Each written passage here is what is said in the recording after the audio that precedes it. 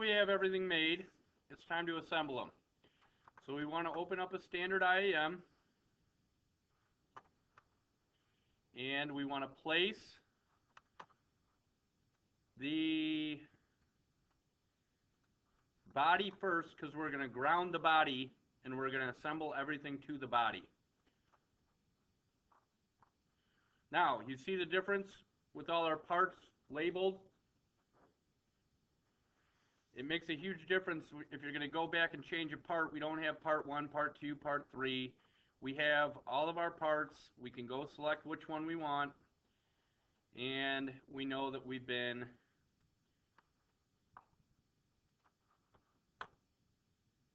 consistent with naming them, and we're nice and organized. Now, one thing I want to do is, I forgot to change this. It's the same color that it was, but you never want to change things in assembly. Because if you change the color of something in an assembly, it only has it that color in the assembly file. It will not be that color everywhere else. So what we want to do is, if you did not color this the first way, we want to open that up. Oh, wrong place. And let's open the train body. And you want to change your color in here, not anywhere else. Because if you change it somewhere else, it won't change it everywhere else. If you change it in the part file, it'll be changed in the assembly, in the exploded view, everywhere. So I'm going to go make this blue. And there's one thing I forgot to do on the train body. I did not put the hole on the back for the hitch magnet and the hitch peg. So what we need to do is we need to make a sketch on the back here. And let's go back and look at our print really quick. And it is 0.375 from the bottom edge and 1 inch off of the side edge. I'm going to show you a different way how to do a hole this time. If I put a point right here, and I dimension this point,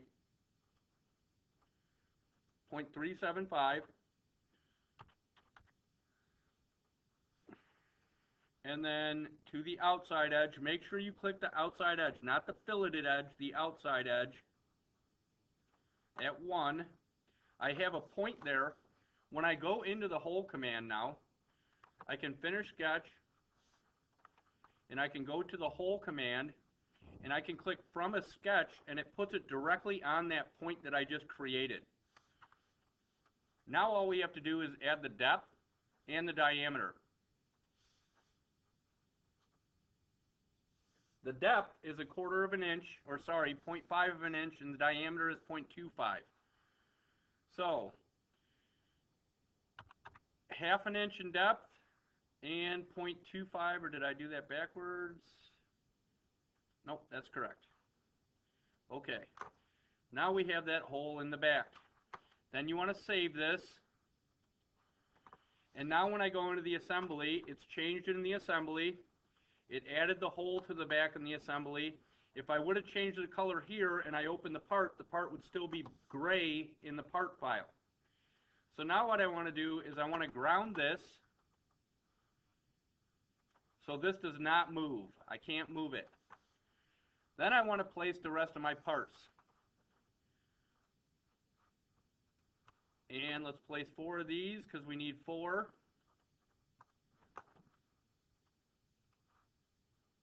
Let's place 1 of these. I like to kind of put them where they're going to go.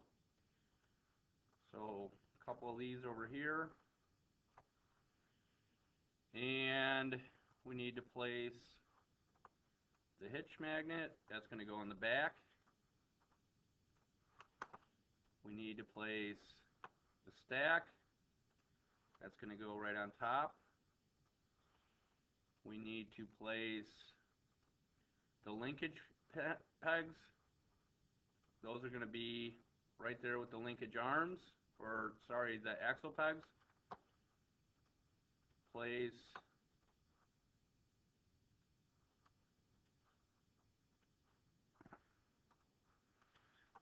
the linkage arms, place the hitch peg,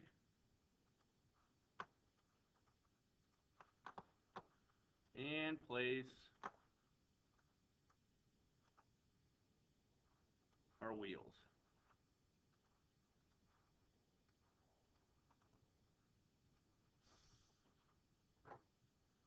Now we have everything laid out ready to go. Let's start with the stack. We want to go constrain. Whenever you're constraining anything into a hole, I do not want you to use the insert command. The insert command works sometimes, other times it's bad with the motion. So what I want to do is I just want to mate, and I'm going to mate this axis with this axis. And I'm going to apply that. So now it goes up and down on that axis. And then I want to constrain.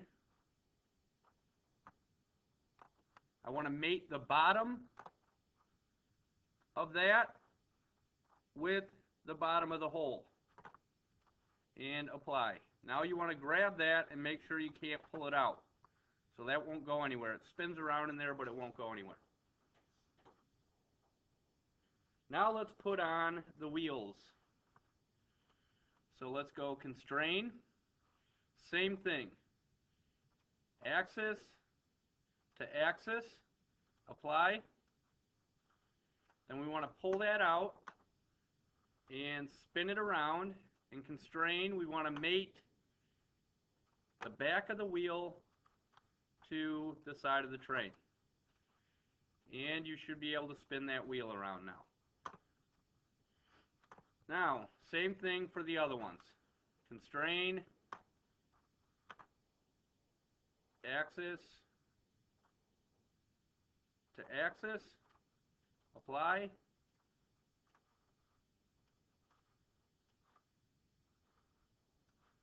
Pull this out here first. Then we're going to go constrain back of the wheel to side of the train. Apply. And then you should be able to spin that one too. The wheel looked a little funky there for a second. Now we want to do the same thing. So watch. When we constrain this way, and we go axis to axis, apply, it's backwards, but watch what happens when you constrain and you click this back face to this, it flips it around.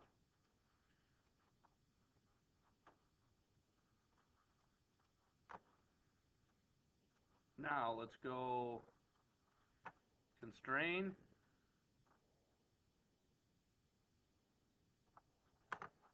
Sometimes you got to get it from the side to be able to get, there we go. Axis to axis, apply. And we want to pull this out, constrain, mate, face to face. So now we have our wheels connected. Now these ones get a little tricky. So when you go constrain here, if you put this in backwards, if I made it and it puts it in backwards like this, that's fine. Actually, that's not fine. What we want to do is, if it puts it in backwards, we want to go in here and we want to take that mate off. So we want to constrain this to this first. And then normally it'll put it in straight, and you apply that. Then we go axis to axis, and it's not backwards. If I wouldn't have done that, it would have locked it into those faces, but it would have been inside of the part where I couldn't see it. So I want to do the same thing with this one. Constrain. Let's try the axis first. Put it in backwards. Cancel. Should have known better. It did that last time. So let's go here. Constrain. Face to face. Apply. Axis to axis. Now, Should be able to spin that guy around well. Do the same thing on the other side. Constrain.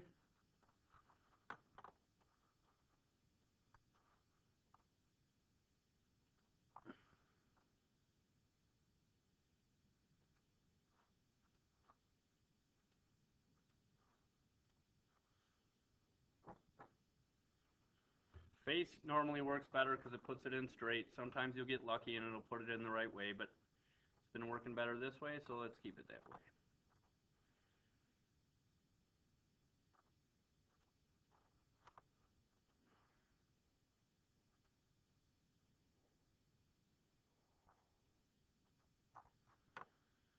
There we go.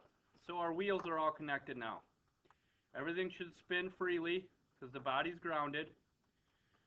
Okay, now it's time to see if we made everything completely correct. When we put on these linkage arms, if they don't spin right, something's wrong.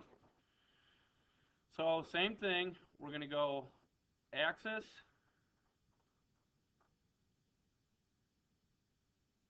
to axis, apply. Then we want to flush this to this and hit apply. Now we want to go, come on, give me the axis.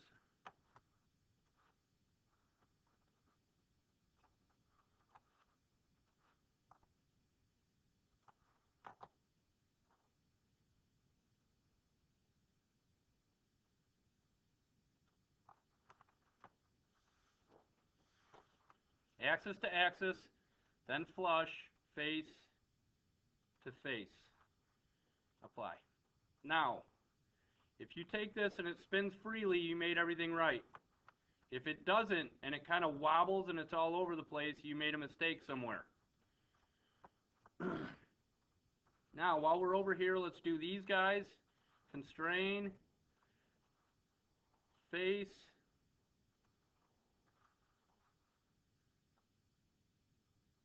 to face, apply, and then we want to go axis to axis. And grab that guy. Oh, I missed the axis. Constrain, axis to axis.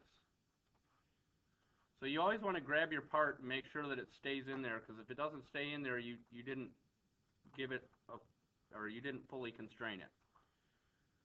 So last one on this side, face to face, apply, and let's pull this guy out a little bit. Let's go constrain, axis to axis.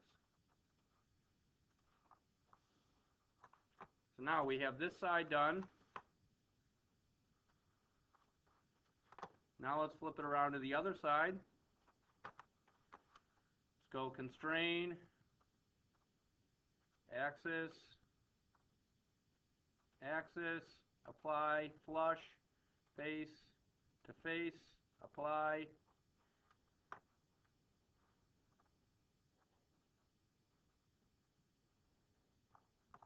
Give me that axis. Oh, I'm on flush. It's not going to make it. You can't flush the axis. Apply, and then flush, flush, apply. Okay, let's check this out. Spins good. Now last two little pegs here. Let's go face to face.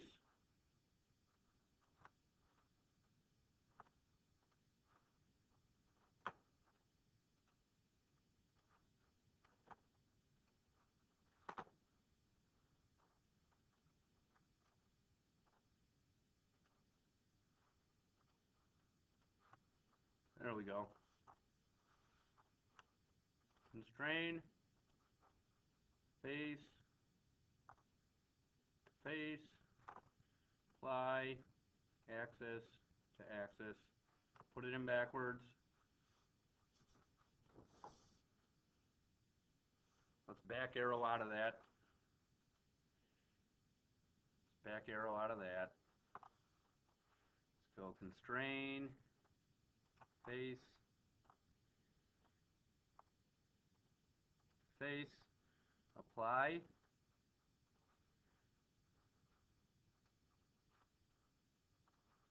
Constrain, axis to axis. Okay, final one. Or actually, there's three more. But this is the tough one. This is the one that always gives people mistakes. So let's get this cow catcher. And what we want to do is constrain. We only need to do 2 axes. As long as we do 2, we're good. We want to do the top post, apply. Then you should be able to spin this guy around.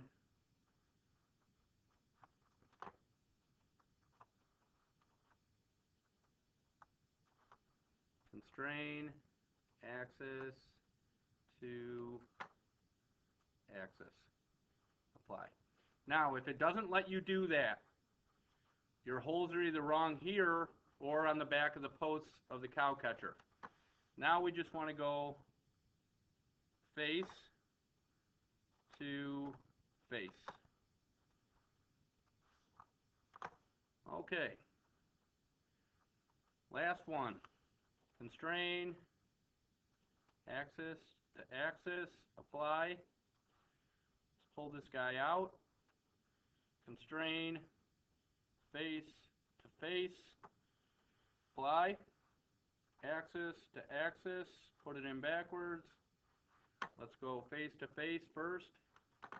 Constrain, face to face, apply. Then axis to axis. Here we go. Fully constrained train. Now, it's still locked. If you want to take this off, if you take this lock or this ground off, you can move the whole train, but it's going to be hard to spin the wheels. So you want to leave this grounded, and then you can spin the wheels freely. Now, these ugly planes that are in the way, if you want to get rid of those, let's go to Inspect. Nope, it's not Inspect. It is View, Object Visibility, User Work Planes, and they're gone. And that's it for that.